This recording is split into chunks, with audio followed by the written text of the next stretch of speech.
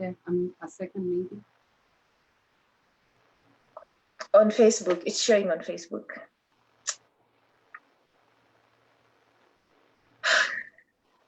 Jesus took the wheel.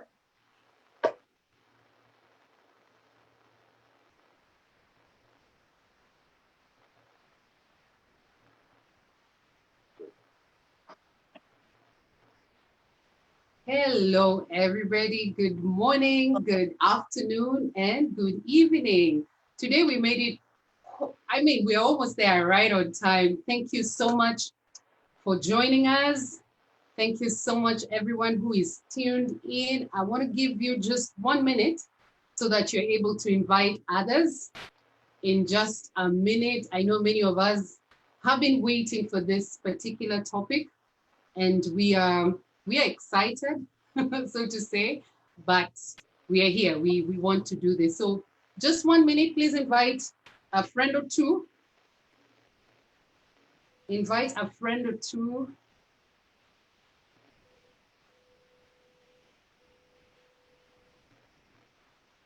Welcome, welcome, welcome.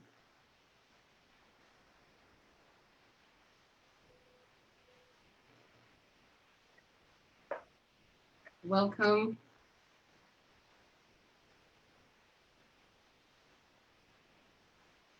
Share this on your timelines. Those who want to start a watch party, please go ahead.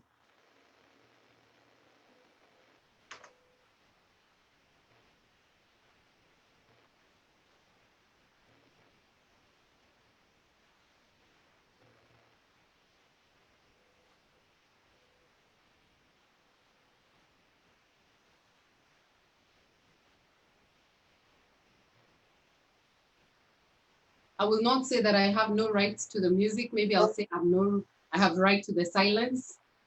I just want us to cool down. I want us to breathe because very many people are waiting for this topic. Yes, so we have all the right to this silence so that you can take it all in as the Lord guides us today.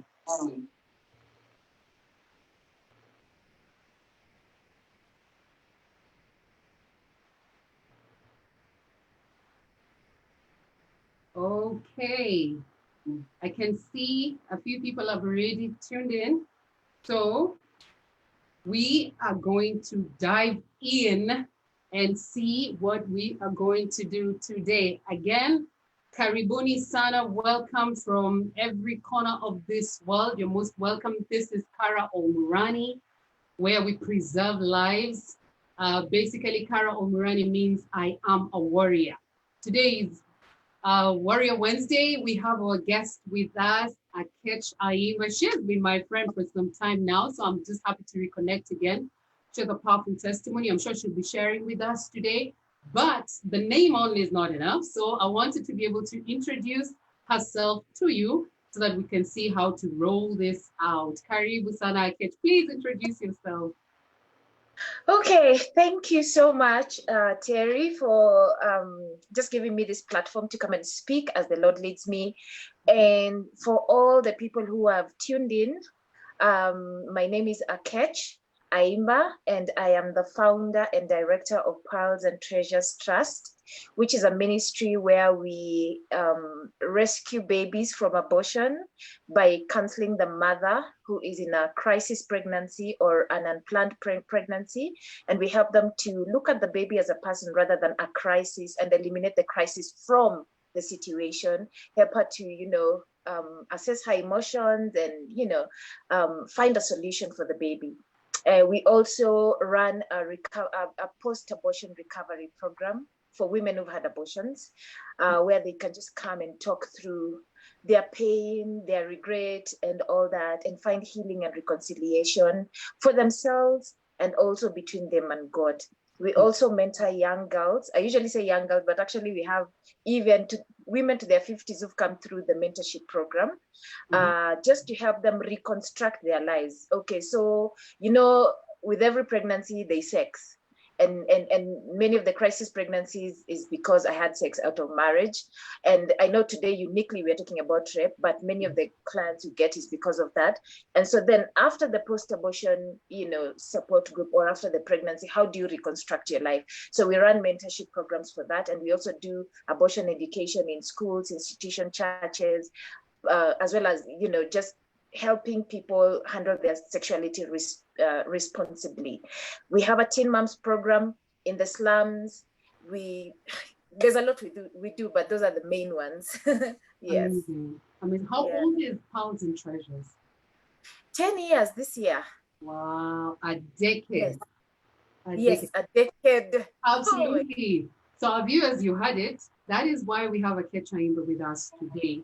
It's not just head knowledge, but she has been able to work with different people from different backgrounds who are going through crisis pregnancy because of different things. And today we have her here. But one more thing, even before we delve in, what sort of birth Pearls and Treasures? Is it a personal testimony that you have that you would want to share with us, or is it something that not so personal, but somewhere, in your circle of friends or family, something that happened that made you say, you know what, I am diving in. I want to work with these women who are going through crisis pregnancy, so that you don't have to go through abortion, regardless of what has happened to you, or after abortion. Is there something that maybe you could share with us? Yeah, the vision came to me after I went through my own experience of getting into a crisis pregnancy, not even knowing that I was pregnant, because my first pregnancy was, the way you're just fooling around with a guy. Yeah. And you remember, I want to remain a virgin until I get married. So in that situation, things happened even without penetration. And I got pregnant, and I didn't know I was pregnant because in my mind, I didn't have sex, So until my friends convinced me, all the symptoms you have are for a pregnancy. And by the time I was discovering I was pregnant, it was way into the pregnancy, and I couldn't go and tell my mom. Just so many complications. The fear of going to face parents, because I just turned 19 after my Form 4 exams, and I'm this go-getter of a person. But anyway, in my heart, I had actually settled to go and tell my mom that I was pregnant, though I was fearful. And then I spoke to somebody who's very close to me, who is like an authority figure, and they're like, "You cannot go and tell mom that you are pregnant. What is this you're saying? You are going to have an abortion." And I'm like, "Okay, what is an abortion?" So abortion was what during those days was those things you just hear on BBC. It was never spoken about in Kenya, never, zero, So I'm like, I know the concept, but I don't really know how it happens, things like that, because it was very foreign to me, or maybe I was too naive. And so I went for the first abortion, and when I did my first abortion, I was like in the second trimester of the pregnancy, and it was excruciating pain, And I remember when I left that abortion clinic, I knew that I am worthless. Like I don't have any merit before men for me to get married. So one of the things I employed as my coping mechanism is my studies, because I'd just been accepted to the college of my dreams. Actually, when this person told me about their going to have an abortion, it's like, so I can go and do my college, because I had received the letter. But then at that time, I realized that I'm pregnant, So then I was like, so now I can go and do what I wanted to do, the course I wanted to do. And I just, got into books and all that, just ignored men. But then there was this man who kept pursuing me and saying, I love you. I want to be in a relationship with you. And I'm just thinking, do you understand who I am? Do you know what I did? So in my mind, I'm rationalizing. This guy loves you with your abortion. Just, get into that relationship with her. He doesn't know that I had an abortion. Well, I told him later. So when I got into this second relationship, it became sexual, because I was giving him sex to get the love, because I'd lost my self-worth. I'd lost my identity. I'd lost I didn't look at myself as somebody who's worthy of a man's love. And so if this man has said that they love me, then I'll keep the relationship through, he wanted sex. I give him the sex, he gives me the love, and we are good. Yeah. So, but this second relationship, of course, it was sexual. Risk of getting pregnant. I got pregnant again because the first abortion solved my problem. I went for the second abortion. Yes, but then now this time, I had actually met the Lord and I was in church, but then I had not dealt with the first abortion. So it was easier for me to procure the second abortion without thinking. And the Lord actually used to speak to me about this relationship. Anyway, story of another day. So after this second abortion is when I really just told myself, you know what, let me walk with the Lord because he knows better than me. But after that, he revealed that he has called me to speak to women concerning these issues. And then a few years down the line, after volunteering at Crisis Pregnancy Ministries in Westland, I started Pearls and Treasures Trust. And it's been a joy to help women, especially when I'm speaking about my abortions, them coming out and saying, I actually now understand myself. Oh, this is why I do this and that and that. So just women connecting with your story has been very amazing, and you being able to help them. Amazing. I'm interested when you talked about 19, because that's a teenager. How about your parents? Did you tell them anything? Were you able to say anything to your parents concerning the pregnancy? Where were they during this time, even during the abortion and everything? What was the situation like? Well, I had come after my Form 4, I came to Nairobi to try to work things, the way we just come to look for. I really wanted to do mass communication. And so I was coming to try to get a place at the Kenya Institute of Mass Communication, where they used to take one person per district. So, in that parents, my dad died when I was 18, so he was not in the picture at all. So my mom was there, and she didn't know because she was in shags, all until way after when God called me to do this ministry. I had to tell her before I started because I didn't want her to see her child talking about these things on TV or I don't know what, and she's like, what is that, So by the time she passed on as well, she had known.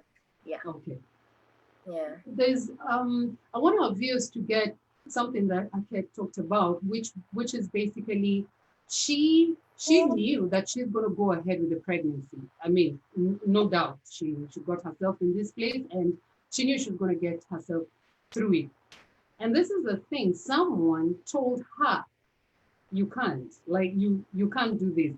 And I need us to put that at the back of our mind, because it's going to be such a foundation in our talk that many times we're talking about children, someone who's gone through rape, and especially even for the kids who've gone through rape. I'm talking about 15-year-olds, any child below 18 years.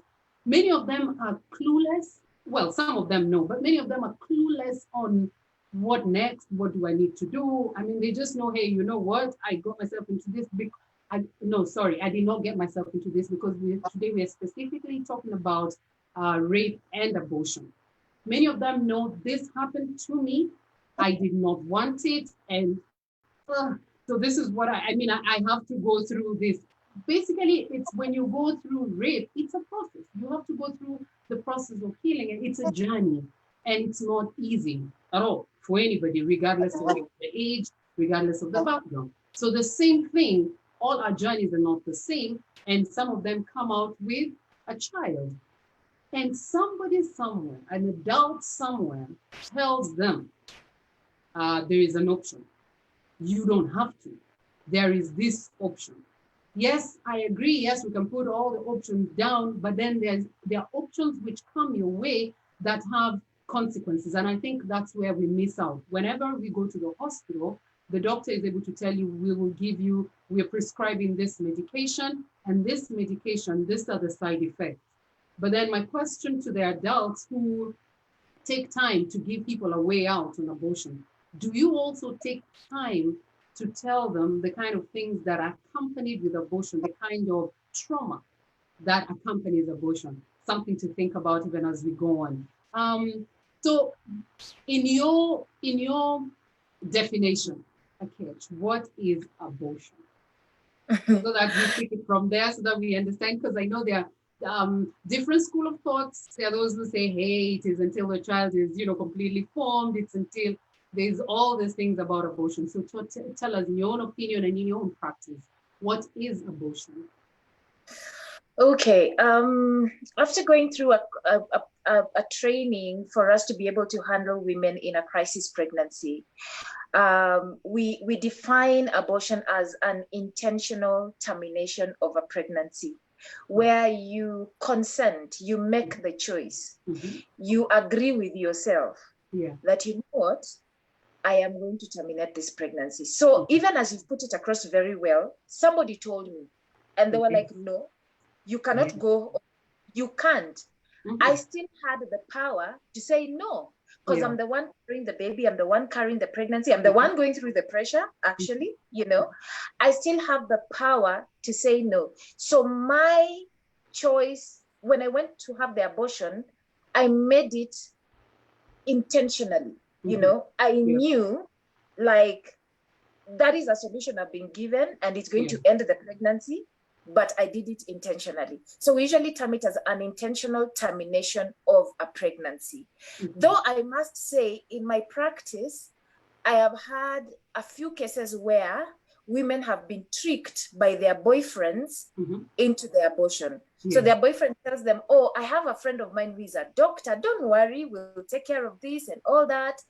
And of course, he has a friend who is a doctor, and she goes there thinking, I'm going for my prenatal clinic, only to be injected with anesthesia. And when she wakes up, she finds everything has been done. I've had 2 cases of that sort. So in as much as we're saying that's the definition of abortion, I know there are women who've been tricked into having an abortion without their consent. You talked about you were well aware, this was your body, you had the right, you had the option of saying yes or no. But the person who introduced you, for example, did they take time to tell you trauma accompanies what I'm asking you to go and do? Did you ever think about that aspect? No, like I said, this was in 1999. Or 98, they're about 98. 98. Where, I mean, and knowing about abortion was very rare, So I didn't have the information. And the person who told me did not give that information. This person knew a nurse. He was older than me, and he was close. He was actually want to define how family. He knew a nurse who worked for an organization that performs abortions. And he knew that this is what happens to, and I think his girlfriend had also gone through an abortion. So he prescribed it for me, but he didn't make me understand, this is the trauma you'll get and all that. So I did not understand that part of it. But one thing I understood is that I am going to end the life of my baby. That I understood. That much you understood. Yes. Okay. All right. For those who are joining us, this is Kara Olmurani. Today's topic is abortion and rape. Is it all right to abort? We are having together with us Akech Ayimba, who is the founder and the president of Pearls and Treasures Trust. Akech, I want to ask you, in your opinion, is there any type of moral abortion, so to speak? Is there a type of abortion that seems to be acceptable?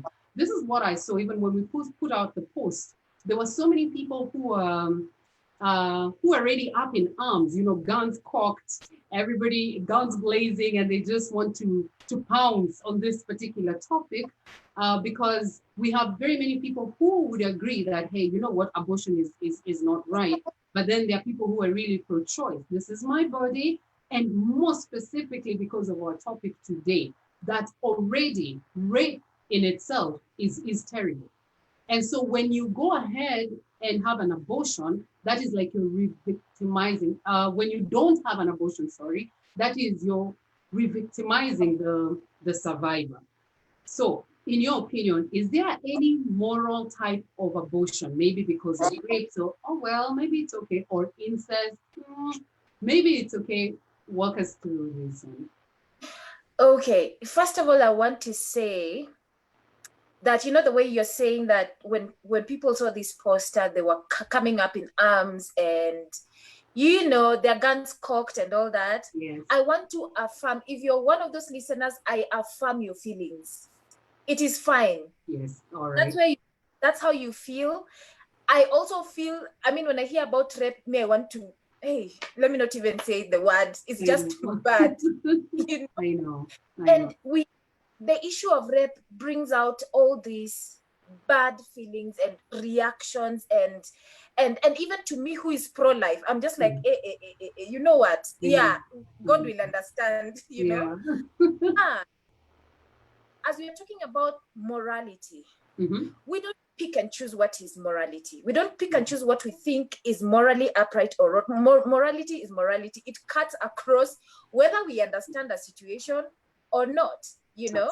Yeah. And that's what we need to, I'd like us to begin to conceive even as we're having these discussions. We might say when a woman has gone through rape, something immoral has been done to her, you know, and the only way we can help her is if she's pregnant, we can prescribe abortion to her. Yeah. But then what is the moral application we are giving on that baby? You know, are we taking to account that this baby is also a human being that needs to be defended, just like we are defending the woman? Okay. And allow me to backtrack a bit. Please do. When this pro-life movement began, there was the issue of pro-woman and pro-woman versus pro-child. Many of the pro-life movements, no, actually they were for saving the babies, okay? And no one sat and thought, okay, what about the woman? And a bit later is when people began to realize, you know what? When we are saving the baby, we are actually saving the woman from abortion, okay? And so the movement began, we are pro-life, so we are pro-woman plus pro-child.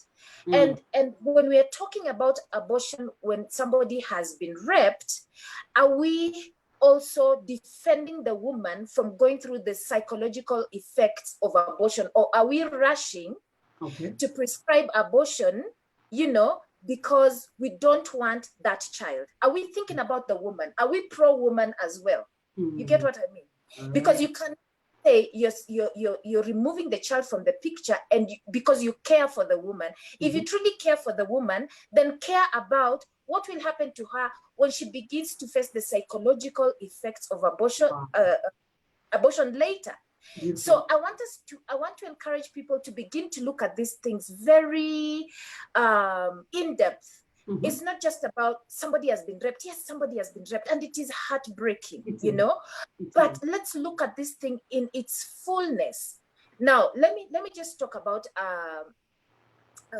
statistics that were made by Guttmacher Institute, which is actually a pro-choice. It's a pro-choice organization. It's a pro-choice, yes.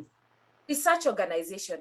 And they said the percentage of pregnancy that comes from two consenting adults is only 3%. That means if all couples were having sex, only 3% of all the couples will get pregnant. And then they say that when it comes to rape, yes, a lower percentage of women get pregnant. They actually say one woman in 1,000 rape cases gets pregnant. 1 in 1,000 rape cases. Now, I want to bring this background so that people can understand where we are coming from. Why is there a frenzy in the world about abortion, using rape to legalize abortions in the world? Is because people's minds have been twisted and brainwashed. The reason why, I don't know if you know about the Roe versus Wade case in America that caused America to legalize abortion in 1973. Exactly. This woman called Norma McCovey came and faked a rape. Okay, she faked a rape. and she said she's been raped and all that, and everyone had sympathy on her, and that's why they legalized abortion in America. Later, she came out and said I actually faked it, and she became pro-life and all that. And so there's a way that a rape actually makes people sympathize with the situation and say, for the sake of the mother, let's remove the child. But is it morally right? You know, are we giving are we making the baby suffer the mistakes or the sins of the father? You know, are we saying now that if we get two parents who, like a husband and a wife, the husband rapes the wife, and then we say now, because the husband raped the wife, because he's a rapist, then we eliminate all the living children, because these children are children of a rapist. The same way, if a woman is impregnated through rape, they will call that child a child of a rapist. So that means the living children in a marriage setting where a man has raped the wife are children of a rapist. Then we kill them all together, okay? So I want us to really critically think about these things. You don't jail a child. You don't jail a child for the crime of the father. It is unfair, you know? You don't condemn a baby for the crime of the father. We need to understand that like when the statistics came out about these teen pregnancies in Kenya from January to March, I was very annoyed because many of these kids are actually raped. Many of our girls are raped and abused. There you go. Yes. And you will see the media going, we have, I don't know, 3,000 teen pregnancies in this country. We are shaming the girls instead of looking for the perpetrator. Where's the perpetrator? In fact, I'm getting angry right now. Where's the Calm down. Where is the perpetrator? Why are we shaming the girls by labeling them in the media, but we are shush when it comes to the perpetrator? Yes. In fact, now that you mentioned that, I'm reminded when that particular case came out, many people were shaming the girls and shaming the parents. And it was parents, where are you? Where have you been? But then we're not talking about, hold up, who slept with this girl? Where were they in this whole equation? Because it was mothers, where are you? You're just letting your children be. Where are the fathers? Where? And of course, the teachers came up very excited and said, you know, you have been saying we are the ones who impregnated children. See, now the ball was passed to every other irrelevant party, and we forgot about the rapists. You know, forget about the ones which was consensual or whatever. But the thing is, whether it was consensual or not, as long as it is an adult, I mean, that already is rape, because this was a child. And when we talk about peer, again, it's something totally different, because we know in some cases where it was reported that the boy child, you know, would lure this children, the girl child, and say, hey, come and take a certain book, and then in the bush, and, you know, they pounce on her, and then it is said, you were pregnant. But there was a perpetrator somewhere. There was a perpetrator somewhere. And meanwhile, as we are shaming the girls, the perpetrator is raping more girls. The statistics continually going high. Absolutely. You know, so we need to put away these people who are raping and abusing the women, rather than subscribing other traumatic events and victimizing the woman again through abortion. It doesn't solve the problem. Okay. Now, another argument is that we peg, when we're talking about it's a woman's choice, it's my body, and therefore I choose what to do with it. When it comes to rape, it automatically becomes the father's baby. Are you seeing the? It automatically becomes the father's baby. This is a victim of, this is a child. So we are removing it from. But then when women are looking for their rights to abort and to legalize abortion, they say, my body, my choice. So when it is rape, it's not your body, your choice. You get what I mean? We need to, let's interrogate these issues, okay? So if we focus on how a child is conceived, than the fact that the child is already conceived, we miss out on the sanctity of the life of these children. It doesn't matter how they came. Yes, it matters to the mother at that time, because they're hurting, and I'm going to talk about that. They're hurting, you know? But in their hurting, there is life growing in the womb. regardless of how we look at it. There is life growing in the womb, and we need to acknowledge that life. And we need to help this woman begin to process the fears she has, the anger. Actually, many times, women who've been raped, who get pregnant through rape, they have a lot of anger and rage, and it is justifiable. Absolutely. But then that's why we have counselors to help them process this anger, this rage, this rejection, this dirtiness that you feel, you know, all these feelings that you have. We help you process them, and we help you remove those feelings from it being attached to the baby, because these are two different entities. The baby is different from the perpetrator, and you have all these feelings towards the perpetrator. And yes, you might say the baby will remind you of the perpetrator. Yeah, it's as a result of that. Pain speaking. It is pain speaking. Later in life, and we're going to talk about this later, you will realize that I was a mother to that baby, even if I aborted that baby. Okay. You were still the mother of that baby. Okay. They were growing in your womb from fertilization. They were growing in your womb. So how that baby came, I don't want to say should not matter. It matters. But it can be resolved for us to be able to understand the sanctity of this baby's life, because it is sacred. It didn't ask to be born that way or to be conceived that way. I hear you. Like what you said about, yes, there is counseling. People can walk with you. And this is to our viewers, you know, out there, if you know someone who is going through that difficult time, maybe it is because of rape that they're pregnant or they already aborted, they still help. Either way, as Akechi has put it out for each and every one of us to know that there is help, there is counseling that can be accorded to you. And I also think, Akechi, correct me if I'm wrong, I think other than just counseling, people need support. Their support system needs to be amazing when it comes to family front.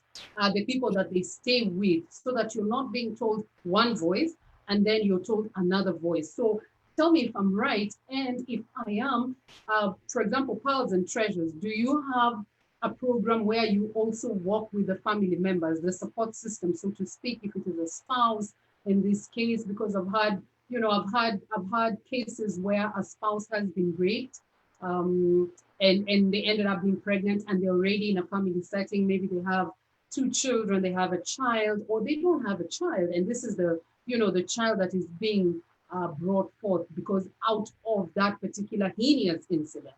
Do you have a way where you stand with the family, where you're able to just work with them as you also work with the survivor? Okay, to be honest, we don't have a system or a program for family members, but that does not mean that if somebody is in that situation, they cannot come with a family member to.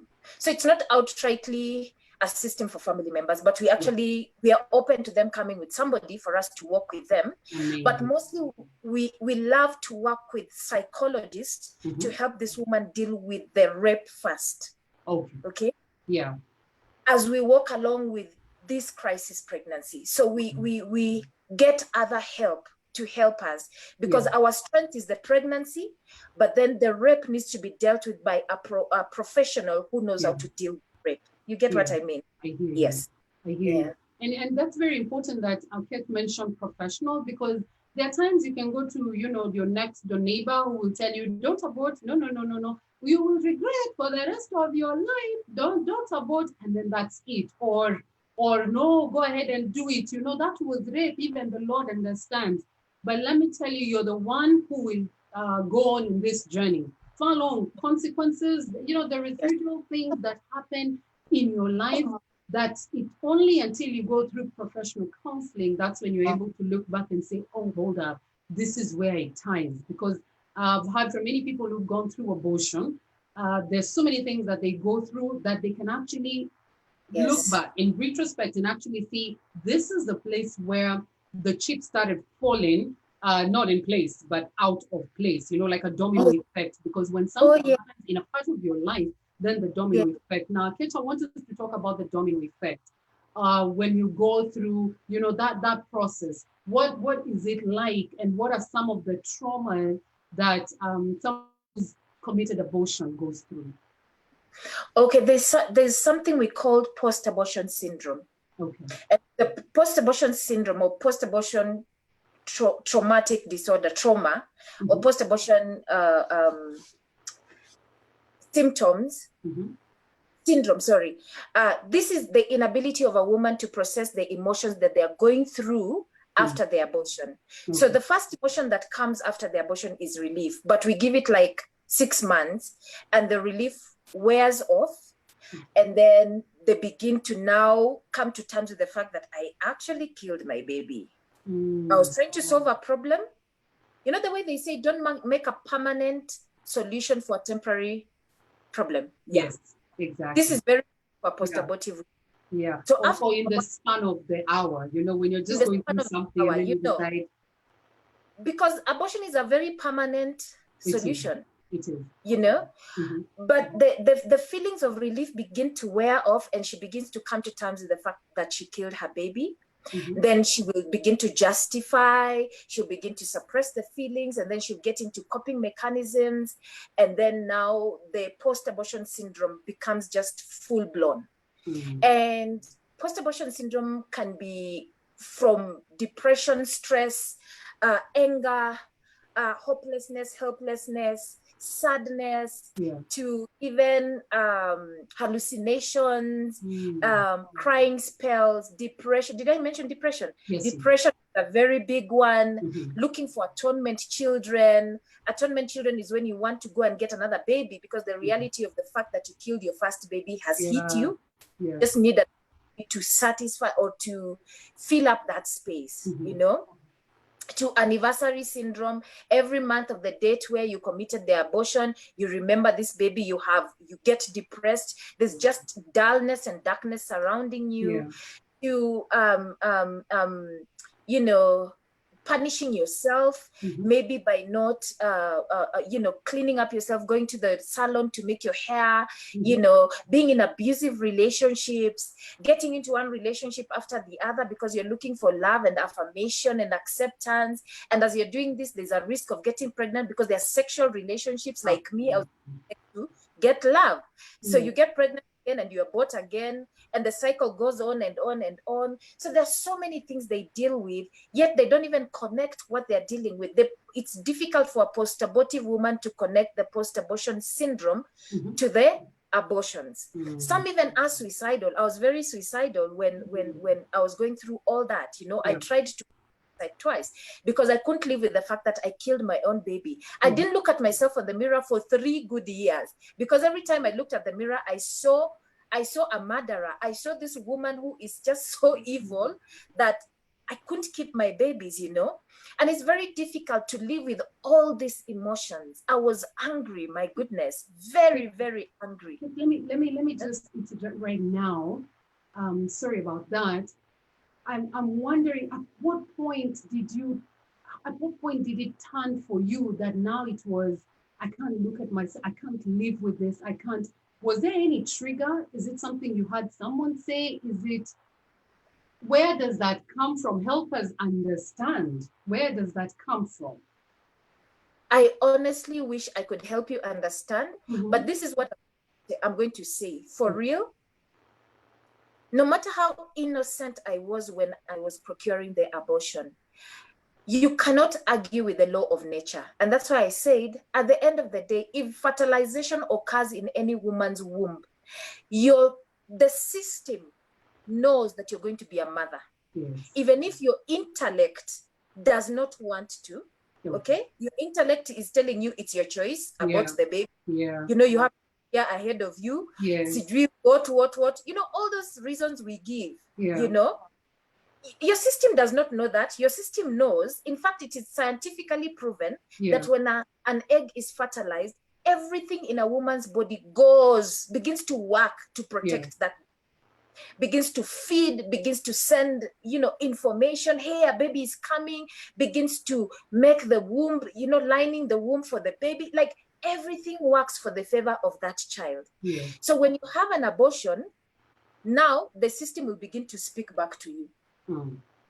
That's what I can say. And it's never, this is when it begins to speak to you. Gradually you begin to realize, something is amiss with me. I'm crying too much. Yeah. I am depressed. There's a need somewhere.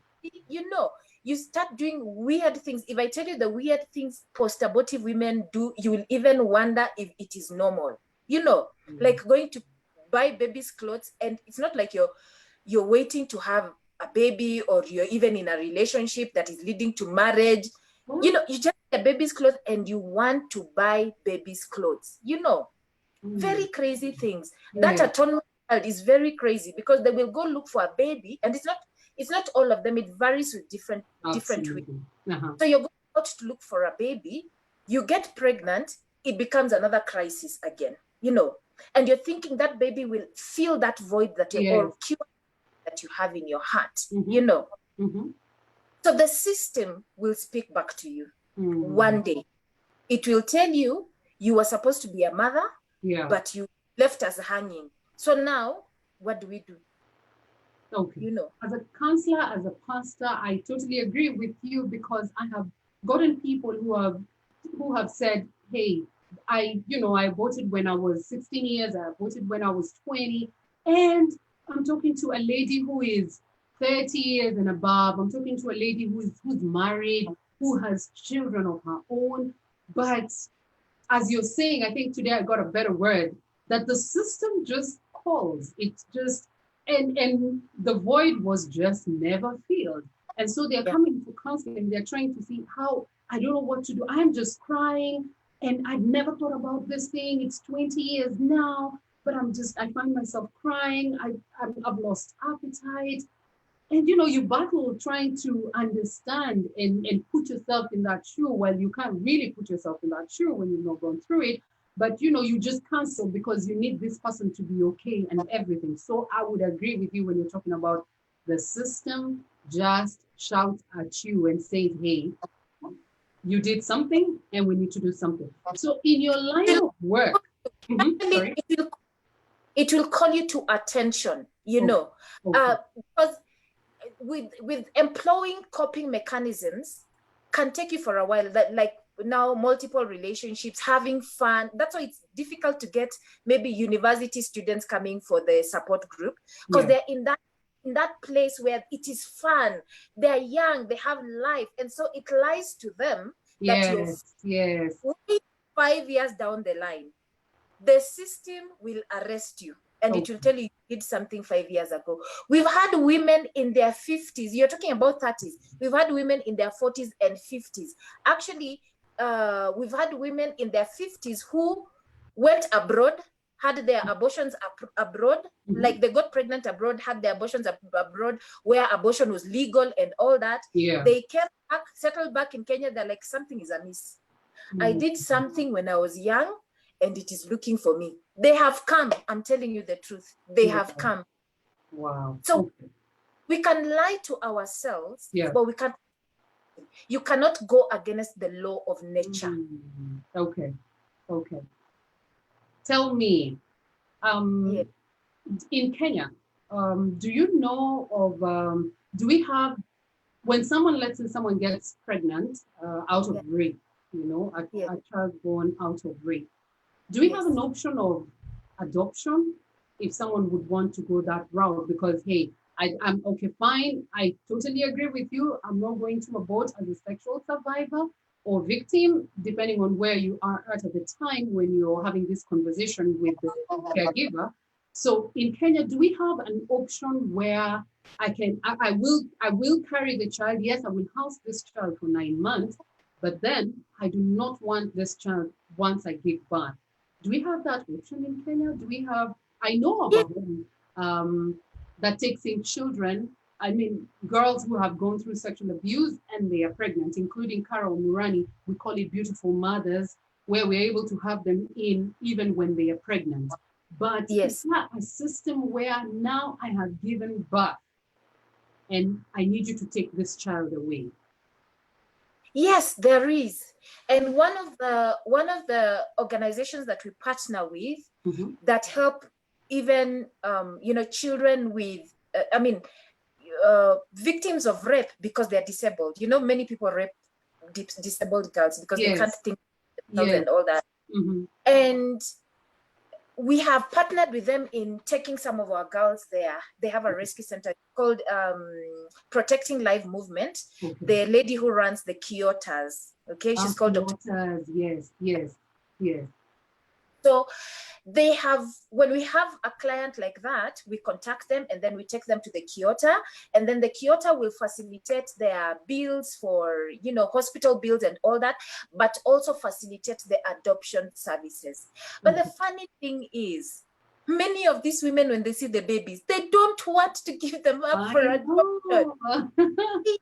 My good, and that's what I'm saying, you cannot fight the law of nature, because at the end of the day, how at that moment when you hear your baby crying, it doesn't matter. Let me give a story of one case that I handled, which even made me really laugh. I still laugh up to today. So this woman, I was called that I was given the story that she had gone to another town in Kenya to help in some catering service. There was a wedding and she was called, because she's a caterer, she was called to go and do the catering services for the wedding. So she went and stayed with somebody, a friend, I think, or something. And because she had to go there a few days before she was living with this friend. And this friend had a male friend who was interested with this lady, and this lady was refusing. So this male friend came at night when this lady was alone and raped her, because she has refused to be my girlfriend. So she was raped. And even during that rape process, he dropped his wallet and his ID and everything. So she had all the particulars to go and report. And you know the way these people know people, I think she was a well-known person in that place. So when she went to report the incident, and the rape was so bad, it tore her, it really messed her up. She went and reported, and the policeman treated her very badly. Actually, the rapist came to the police station. Within 2 minutes, he was walking out with his ID and his wallet. He had go. Exactly. That girl was angry. Do you understand what anger is? Okay, sorry. I know. Don't even go there. I know. She was angry and justified anger. And by the time I was being called, she had tried to abort 6 times, and they all failed. To the place where she had even gone to, and she was told there's another mama in another town who, when she does for you, it will come. So she had tried 5 in Nairobi, refused. Now told to go to another town, the 6th one refused.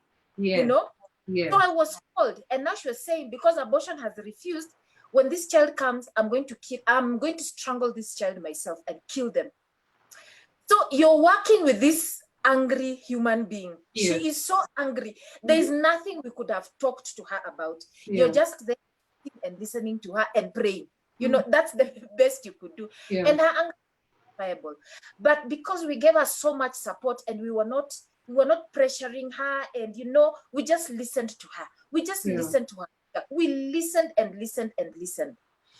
So after a while, we told her, you can actually give this baby up for adoption instead of killing the baby.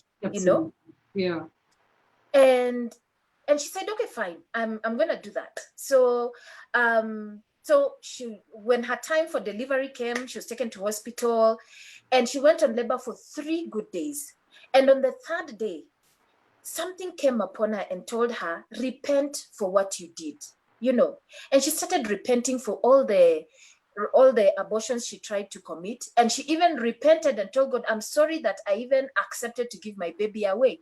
And she went, and the social workers were there now waiting for the baby, because she had already signed the papers and all. She went, demanded for the papers, tore the papers. Immediately she did that, the baby came. Let me tell you, I went to see the baby. I could not even hold the baby. She was obsessed with that baby. She loved baby. From anger all the way to, this is my baby. No one is taking this baby away from me. So yes, we have those cases. And if Dr. Kagia will come and say, even the ones that she has in the Kyoto, victims of rape, they refuse to give the babies away. Wow. So are you a powerful thing? Amen. So we are saying with the Kyotas, speaking to someone who is in that situation, you know, you've gone through rape and you conceived a child. Yeah. Do you have to go to the Kyotas? Can I be at my place? Can I just, you know, remain at my place, and then when I give birth, I don't want to see the child? Is that possible, or do you have to go under the program? No, that's very possible. Okay. The problem is that many of these rape victims have a lot of pressure at home to abort the baby. That's true. So we take them to safe havens. I have another friend of mine called Maureen. She runs Rehema yes. House. Yes. And she only takes rape victims. You know, they successfully give birth and they go back to school and they're happy with their children. Yeah. We have rarely one child regretting that baby, to be honest with you. Yes. You know? Yeah. So motherhood is possible. It's powerful. Yeah. All right. I'm glad we have 8 minutes. I cannot believe it.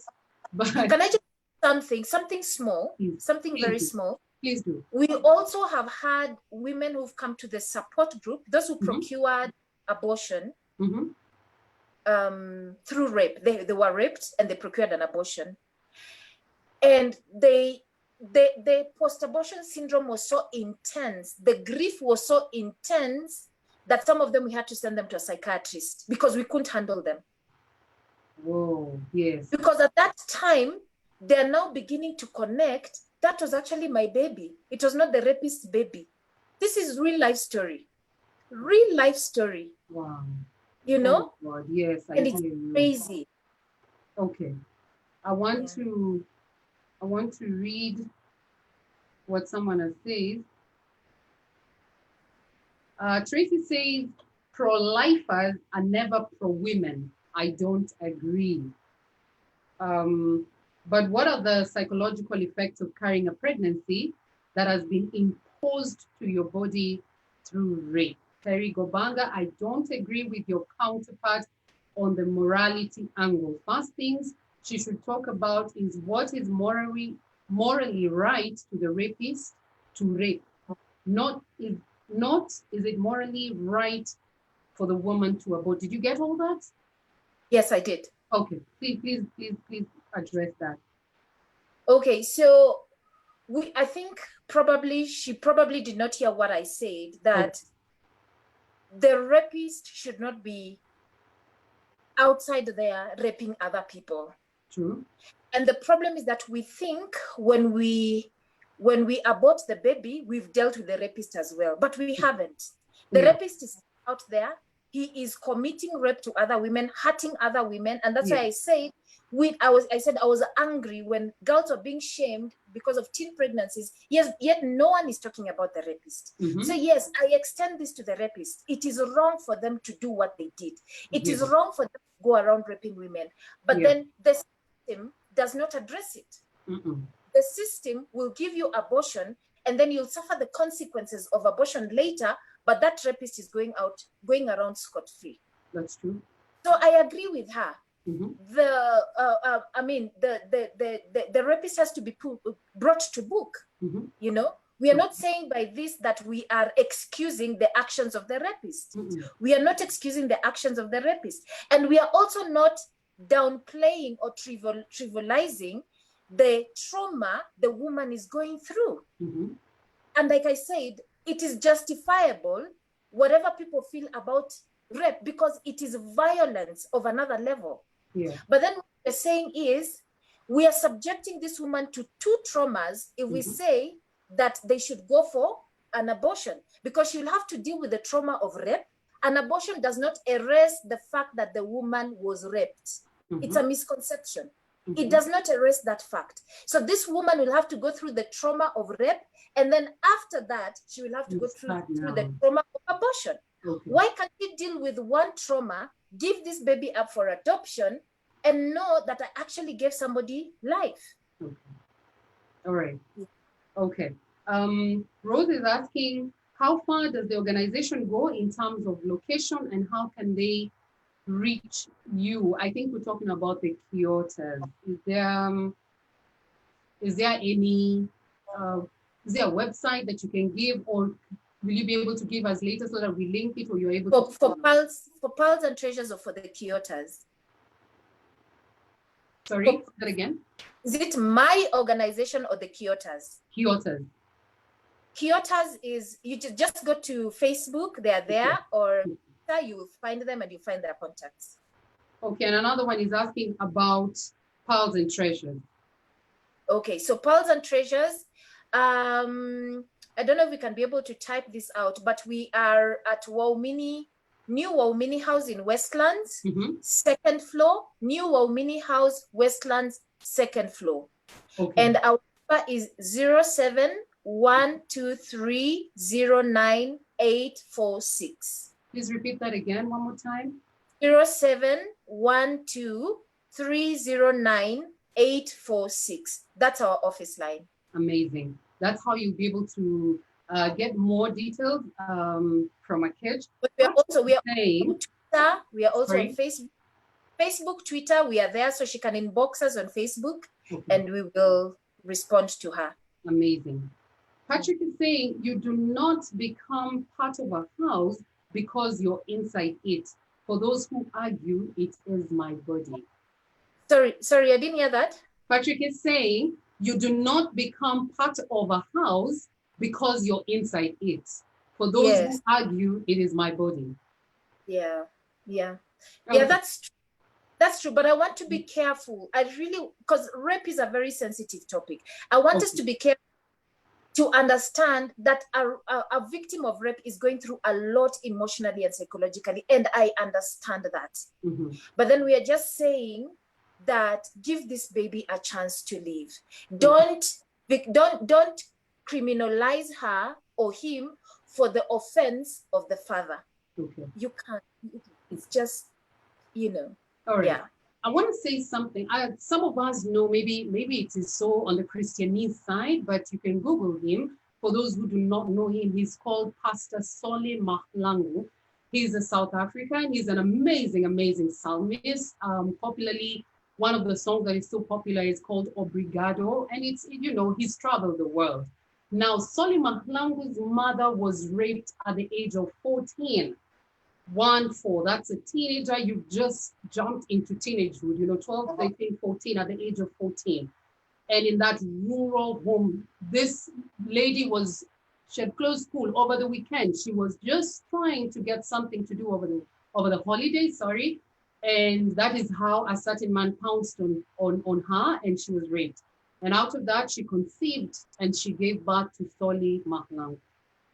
After all the drama, after all the tears, after all the anger, after everything. And one day she was able to sit up and say, wow, I thank God I did not abort this child, who is an influencer, not just in South Africa, not just in Africa, but in the whole wide world. That is her giving a chance out of something terrible that happened to her. Something so beautiful was birthed. And this person goes all over the world to showcase God's faithfulness when we decide to just uphold whatever one would call moral issue. I know this is a topic where many people have different views, but think about it this way. And Kechi, I'm coming to you just one time. I know it is exactly 1 hour, and I need you to just do a final remark. And just even as you're getting ready for that, I want to tell our viewers today, remember, whenever a rapist, when a rapist does what he does, the heinous act, and rapes someone or defile, in the case of a child, when they go to jail, many times as a survivor, you believe that when a rapist goes to jail, you will be free, you will be okay, and and it only that joy takes 2 months maybe. To others, it can even take 1 year. But let me tell you, just as Akechi said, the system calls you. You look in the mirror and you are the same person who was raped. Yes, your rapist is locked up in jail, maybe even the keys thrown away. But now you look at yourself and you start dealing with the trauma that was forced upon you. The rapist goes to jail because they raped you, but then they don't take away your trauma. It's just a little part that feels, oh, thank God he's off the streets. But then it doesn't help you heal until you get into the counseling, until you start the journey, until you look at the skeletons. This is what I say. You open your closet, look at the skeletons in there, make sure that you put flesh on it, meaning I'm accepting this is what happened. I am accepting. Let it wear some outfit, and now look at yourself in the mirror and say, we have to deal. I have to bury this skeleton. That's exactly what happens even during rape, during abortion. Yes, you will feel, just as the kid said, you will feel that little window of, oh, you can now breathe easy. There is that part that you're saying, I am good. But do you know what? It won't last long. After some time, now you will have to open the closet and say, now I have to deal with this victimization. Akechi, please tell us your final remarks. We have to get you back because we did not go as far as we wanted to. Please accept our invitation again. Talk to us. That's okay. I just want to say that, and to reiterate what I had said before, that let's not make permanent decisions for a temporary thing. Absolutely. I understand that rape is very traumatic, but abortion is very permanent. And one day this woman will wake up to face the consequences of abortion. And like you said about the prison thing, abortion does not erase the fact that a woman has been raped. You still need to deal with those two things, you know. I have also seen very many children who are born out of crisis become such beautiful, such, you know, God uses them in a very mighty way, you know, and the enemy wants us to see them as children of rapists, children of crisis, children. Yeah. And by the way, let me just add this teeny weeny thing. Many of the women who have consensual sex and get pregnant out of that and have their abortion, they come to the program hating the men who impregnated them.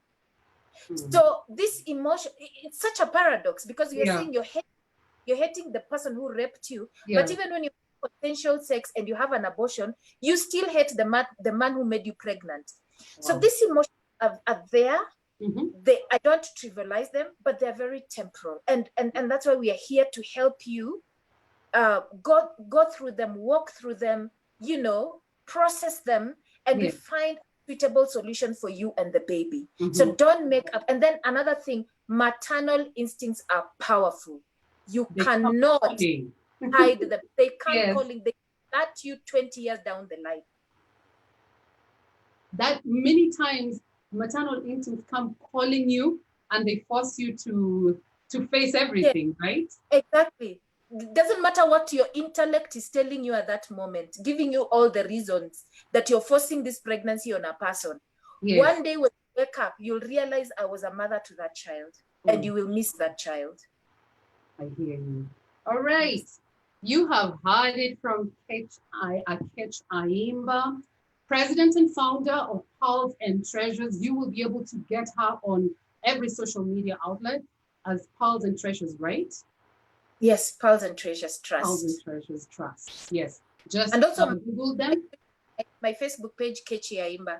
Okay, you can follow her, get to interact with her, find out what she's doing. This is a problem that is quite prevalent in our time.